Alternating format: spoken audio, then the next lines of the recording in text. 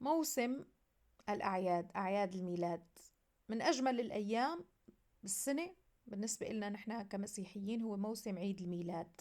عيد الميلاد طبعا هو أن الله ظهر في الجسد وعاش بيننا كمجتمع بشري وقدس المجتمع البشري. عندما حلت الروح في العالم البشري، روح الله في العالم البشري، تقدس العالم البشري، والبشر أصبحوا ليسوا فقط طبيعة مادية بل أيضا طبيعة إلهية. يعني صار فينا نحن طبيعة إلهية، والمجتمع اللي بيكون فيه طبيعة إلهية هو مجتمع عامل، مجتمع رحيم، مجتمع يستطيع أن يبني الإنسان ويبني المجتمع. ليش؟ لأنه روح الله فيه، لأنه الله حل فيه، أصبح واحد من هذا المجتمع.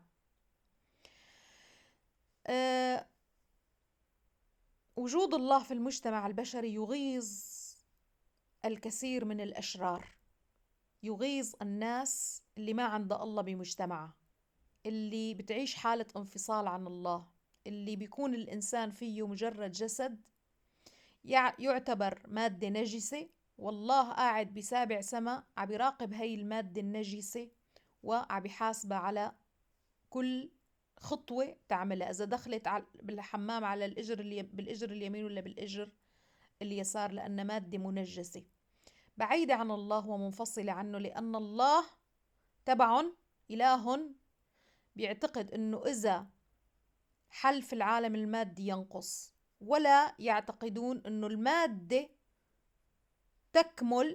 يكمل نقصها بحلول الروح فيها. هن بيفهموا العكس، إله جبان وخائف وضعيف لدرجة أنه بيشعر أنه إذا هو حل في المادة هو اللي سينقص. الله لا ينقص، الله يكمل النقص الذي الموجود في المادة. المهم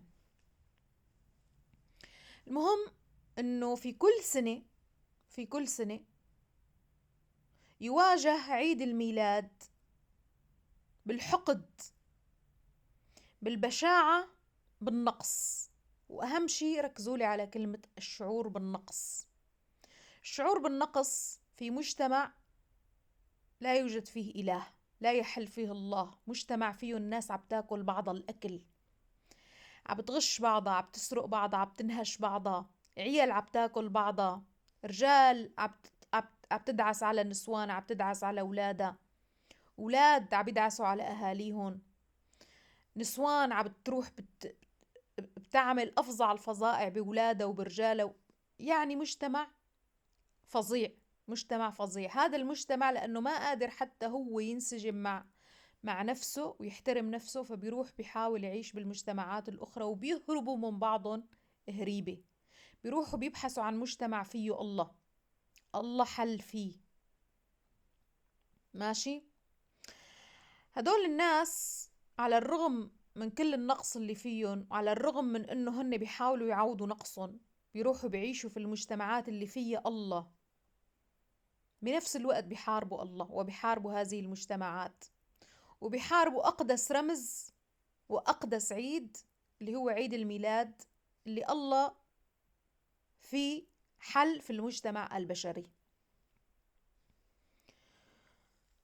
نداءات طبعا بيكشفوا فيها مدى قبح المعتقد اللي هن بيعتقدوا فيه. مظاهر بالشارع، أنا هلأ بشوف بألمانيا مظاهر بالشارع تظهر قديش نحن عنا جمال وإيمان وحب و وقداسة، وقديش هن عندهم حقد وكراهية، لدرجة إنه جمال أعياد الميلاد، تشوفوا قديش عيد الميلاد حلو، قديش الزينة حلوة، قديش الناس فرحانة، قديش في قداسة، قديش في براءة، قديش في ملائكية، قديش في طهر. وبنفس الوقت بتلاقي الحواجز الحجرية اللي محطوطة حول عيد الميلاد لحتى تمنع الشياطين إنه تدخل تعمل أعمال تفجير وأعمال دهس وأعمال طعن. فبتلاقوا الحواجز الحجرية اللي عم تحجز أو اللي عم تفرق ما بين الجمال والقبح. قديش ما في فرق بين إيمان يعتقد بحلول الله في العالم البشري في المجتمع البشري، وإيمان يعتقد أن الله مفصول عن البشر وقاعد في سابع سما ومحتقر خليقته، محتقر خليقته، أو بيشعر إذا هو حل في العالم البشري إنه هو بده ينقص، فلذلك بضل مبعد عنهم وخايف. وخليقته ناقصة، تئن وتتألم، تعيش في الحسد، تعيش في التطفل، تعيش في كراهية الآخر، في الاعتداء على الآخر، في عدم القدرة على الاعتماد على النفس والبناء، فبيحاولوا يروحوا يتطفلوا على غير مجتمعات. طبعا من أول ما بتبلش هاي المواسم وتزين الأشجار ببلشوا الاعتداءات علينا، لا تعايدوهم وهدول كفار وهدول ما بعرف شو من كلمات مسيئة. طبعا المسلم السني خاصة ما بيحارب وبيحاول ينشر عقيدته فقط بالإرهاب بالسيف، لا، إذا أنت ما صرت مسلم بده يضل هو يمارس إرهابه حتى اللفظي عليك، يعني بده يصير يسبك يتدخل فيك. انت بيكونك عم تحكي يا اخي حاطط صورة شجرة هيك عيد الميلاد، فورا هو بيجي بيكتب لك مثلا تعليقات مسيئة. هذا الكائن هذا الكائن المسلم السني، البشرية ما عادت طائقة أن تعيش معه للأمانة. يعني كل البشرية، ليس فقط في سوريا والشي اللي بيعملوه بسوريا والشي، لا لا لا لا, لا. البشرية كل اليوم أعلنت حرب على هذا الكائن، مو هو كإنسان بس، الوسخ اللي شايله براسه، العقيدة الوسخة اللي شايلة براسه، هي يعني ما عادت مقبولة في العالم كله، لا قانونيا ولا اجتماعيا ولا أخلاقيا ولا أي شيء، ما عادت مقبولة. أوروبا اليوم عم بيشوفوا هذا المنظر الحزين، إنه هن جابوا عالم ليعطون الأمان في مجتمعاتهم، صاروا هن بدهم يأمنوا حالهم منهم عن طريق إنه حتى أعياد الميلاد، أسواق أعياد الميلاد لازم يصوروها بحواجز حجرية مشان الناس اللي عطوهم هن الأمان ما يغدروا فيهم. تخيلوا قديش هذا الكائن عديم الأخلاق، قديش هذا الكائن بعدم أخلاقه مفكر حاله إنه دينه هو الصح. هل يعقل إنه إنسان يصل لهي الدرجة من الحضيض لسه هو مقتنع إنه هو ممكن يقنع الناس إنه دينه صح؟ بشو هذا الدين هو ممكن يكون صح؟ طبعا هدول الناس مريضين عقليا، يعني ما عندهم تمييز بين الشر وبين الخير. الإنسان لما بيكون مريض عقلي بيكون ما عنده تمييز بين الخير وبين الشر، وما بيقدر يشوف الشي الغلط إنه هو غلط، لأنه معمي البصيرة، معمي العقل، معمي الإحساس. تخيلوا إنه كل هالتصرفات اللي هن عم بيعملوها الإجرامية هن ما شايفين حالهم غلط، العالم كله شايفتهم بس هن مو شايفين حالهم. ليش مو شايفين حالهم؟ لأن هن عميان، هن عميان ما عم بيقدروا بيشوفوا إنه هن غلط.